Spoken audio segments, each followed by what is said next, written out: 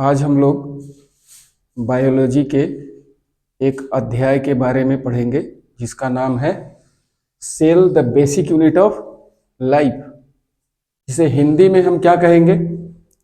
कोशिका, जीवन की आधारभूत इकाई। सेल को हिंदी में बोलते हैं कोशिका, और बेसिक मतलब आधारभूत, यूनिट मतलब इकाई। तो कोशिका क्या है? जीवन की आधारभूत इकाई।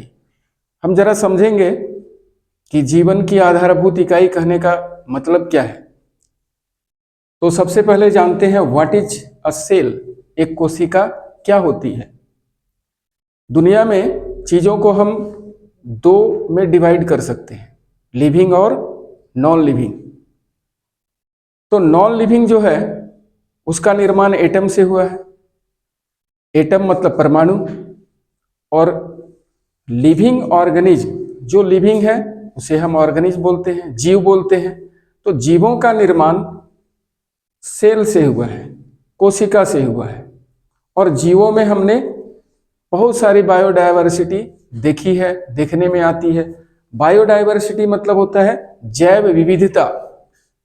जीवन में जो तरह तरह की विविधताएं दिखती हैं, जैसे दुनिया में जितने भी जीव हैं अगर उनको हम देखते हैं तो उनका आकार अलग अलग तरह का है, उनकी साइज अलग अलग है, स्ट्रक्चर अलग अलग है। स्ट्रक्चर मतलब बनावट अलग अलग है। कोई बहुत ही इतना सूक्ष्म है, इतना छोटा है कि उसको हम नेकेड आई से नहीं देख सकते।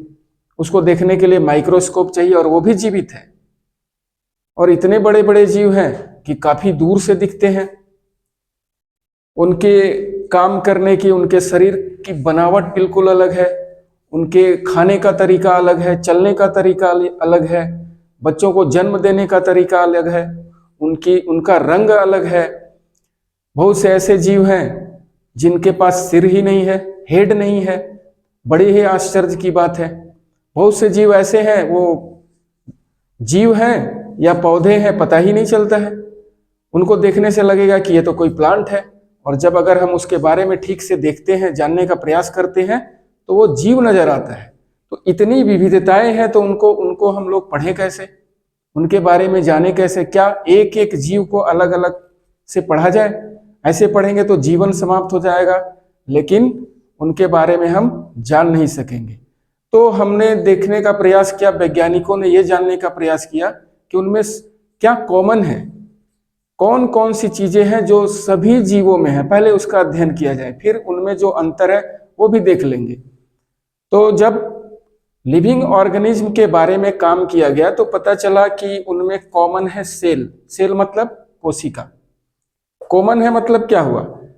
जितने भी जीव हैं, जितने भी प्लांट्स हो या एनिमल्स हो, उनका शरीर सेल से बना है, कोशिका से बना है।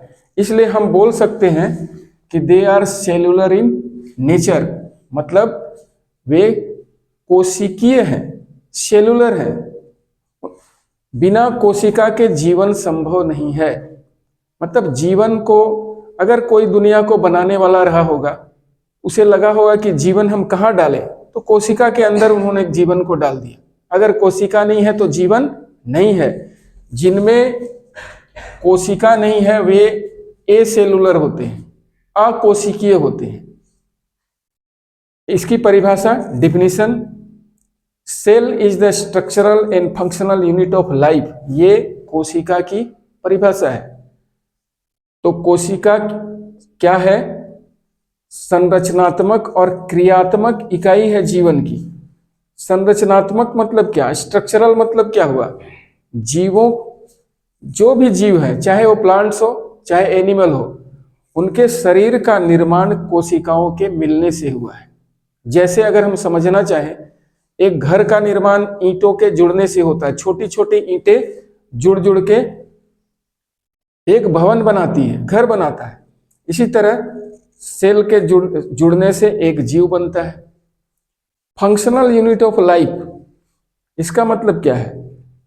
ये मतलब ये है कि एक कोशिका के अंदर वो सारे फंक्शन होते हैं, वो सारे कार्य होते हैं जो एक लिविंग ऑर्गेनिज्म के अंदर होते हैं। जैसे डाइजेशन है, एक्सकर्शन है, रिप्रोडक्शन है, इसको हम यहाँ आगे भी बताएंगे। Next, it is building blocks of all plants and animals. Cell क्या है? जितने भी प्लांट्स हैं, जितने भी एनिमल्स हैं, उनका निर्माण सेल के ही जुड़ने से हुआ है। सेल ने मिलकर उन्हें बनाया है, इसलिए उन्हें हम बिल्डिंग ब्लॉक्स बोल सकते हैं। जैसे एक भवन का निर्माण ईंटों से हुआ है तो bricks are building blocks. Same हम बोल सकते हैं building blocks of all plants and animals are cell. They are capable of independent existence and perform all the basic function of life. क्या सेल अकेले भी रह सकता है? हाँ, सेल अकेले भी रह सकता है।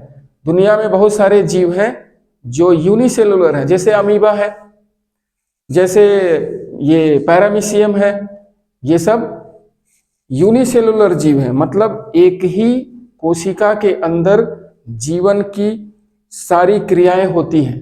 जैसे उनमें पाचन होता है, उनमें उत्सर्जन होता है, उनमें जनन होता है, सारी क्रियाएं होती है। वो अपना स्वतंत्र अस्तित्व रखता है। Every organism starts its life as a single cell. प्रत्येक जीव अपने जीवन की शुरुआत एक सिंगल सेल से करता है। चाहे वो बड़ा से बड़ा, विशाल से विशाल हाथी हो, चाहे वो शार्क हो, चाहे हम लोग मनुष्य हो।